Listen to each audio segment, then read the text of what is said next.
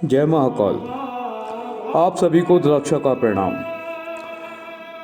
कितनी अजीब है हमारी संस्कृति, जिसमें देव भी हुए हैं, दैत्य भी हुए हैं, भगवान भी हुए हैं, राक्षस भी हुए हैं, यहाँ तक कि यक्ष गंधर्वों ने भी जन्म लिया है। किंतु आज हमारी संस्कृति का एक दुर्भाग्य है कि हम लोग अपने ही प्राचीन ग्रंथों को मानते नहीं हैं। जैसे कि महाभारत, पौराणिक कथाओं में दर्ज घटनाओं को अक्सर शक की नज़रों से देखा जाता है, और ख़ास तौर पे तब जब उनका संबंध देवी देवताओं और भगवान से हो। और आज की जनरेशन जब ईश्वर जैसी ताकतों पर विश्वास नहीं करती तो उन घटनाओं पर कैसे भरोसा कायम करेगी। रामायण हो या महाभारत, बहुत से लोग हैं जो ऐसा सोचते हैं ये भ्रामक कथा थी। वास्तव में ऐसा कुछ नहीं घटा था। ना तो रावण की कोई लंका थी, ना ही रावण ने माँ सीता का हरण किया था, और ना ही श्री राम को वनवास मिला था, ना ही भगवान राम ने रावण का वध किया था। ऐसे ही महाभारत के विषय में भी लोग गलत ही सोचते हैं। तो आज हम आपको महाभारत के कुछ प्रमाण या साक्ष्य बता रहे हैं, जो आपको बताने के लिए काफ़ी है कि महाभारत कोई हवाई बात नहीं बल्कि एक सत्य है। सबसे पहला साक्ष्य है महाभारत को इतिहास का दर्जा देना। इतिहास हमेशा वास्तविक होता है। उसे लिखने वाला रचनाकार उस समय के हालातों पर पूरी तरह से नज़र रखता है, और साथ ही घटना के बाद या फिर साथ साथ उसे कलम से उकेरता रहता है। किसी चीज़ को इतिहास कहना स्वतः ही उसे वास्तविक होने का प्रमाण है। अगर यह कल्पना होती तो यह महाकाव्य या कथा कही जाती, इतिहास नहीं। भारतवंश का प्रमाण, आदि पर्व के अध्याय 62 के अनुसार महाभारत में भारतवंश के सभी राजाओं का जिक्र है। मनु से लेकर आगामी सभी राजाओं को वंशावली में शामिल किया गया है। और अगर केवल महाभारत कल्पना होती तो 4-5 राजाओं के विषय में बताकर ही कहानी घड़ी जा सकती थी, लेकिन इसमें पूरे विश्व का जिक्र है।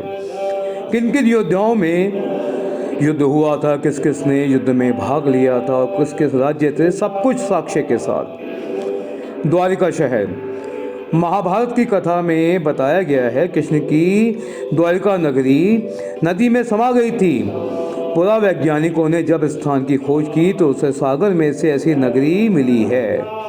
आभूषणों का मिलना, भारत में जिन स्थानों और जगहों को स्थान दिया गया है, महाभारत के अनुसार उसमें 50 से भी ज़्यादा स्थानों को ढूंढकर निकाला जा चुका है। इन जगहों पर प्राचीन काल से चलने वाले सोने, चांदी, जवाहरात, आभूषण, तांबे के बर्तन, टेराकोटा चक्तियाँ प्राप्त हुई। इन सब का उल्लेख महाभारत में भी मिला है। भले ही रामायण और महाभारत दोनों का संबंध अलग अलग युग से हो, किंतु यह बात सच है कि किसी न किसी पीढ़ी में आकर यह कहानी मिल जाती है। यही बताने के लिए सच है कि रामायण और महाभारत दोनों ही सत्य घटनाओं का आंकलन है। श्री कृष्ण की वंशावली, यूनान का राजदूत मेगस्तीन का कहना है चंद्रगुप्त मौर्य भगवान श्री कृष्ण के वंशज थे, अर्थात 138वें राजा भगवान श्री कृष्ण के बाद।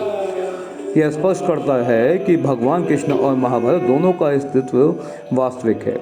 महाभारत की कहानी में कई ऐसे राज्यों, शहरों का जिक्र किया गया है जो आज भी मौजूद हैं, जैसे कि उत्तर प्रदेश का हस्तिनापुर, गुजरात की द्वारिका नगरी, वर्तमान पाकिस्तान का कांधार भी भारत का कांधार राज्य था, जिसका महाभारत में भी जिक्र है। परिषदगढ़ जो आज भी है।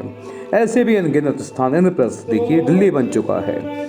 महाभारत के उद्योग पर्व में उल्लेख है, कुरुक्षेत्र में जाने से पहले कार्तिक के महीने में चंद्रमा देवती नक्षत्र में थे, तब भगवान श्री कृष्ण हस्तिनापुर जाते हैं। मार्ग में एक जगह विश्राम के लिए रुकते हैं, इसका नाम है विक्र स्थल।